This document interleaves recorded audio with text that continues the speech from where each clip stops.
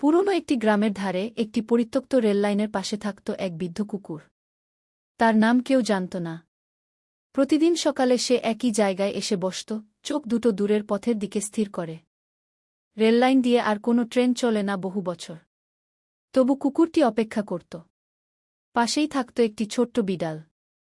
একদিন সে জিজ্ঞেস করল, তুমি কিসের জন্য এত অপেক্ষা করো? কুকুরটি কিছু বলল না, শুধু লেজটা একটু নাড়ল। দিন যায়, রাত আসে। বৃষ্টি, কুয়াশা, শীত, কুকুরটি ঠিকই আসে। একদিন সে আর উঠতে পারছিল না। বিড়ালটি তার পাশে বসে থাকল, গা ঘেঁষে। শেষ রাতে দূরে বাতাসে ভেসে এলো ট্রেনের হুইসেলের মতো একটি শব্দ। কুকুরটির চোখে এক ফোঁটা শান্তি নামল। লেজটা শেষবারের মতো নড়ল। পরদিন সকালে রেললাইনের পাশে শুধু বিড়ালটি বসেছিল। কুকুরটি আর নেই। কিন্তু সেই জায়গা আজও কেউ গেলে মনে হয়, অপেক্ষা কখনো মরে না।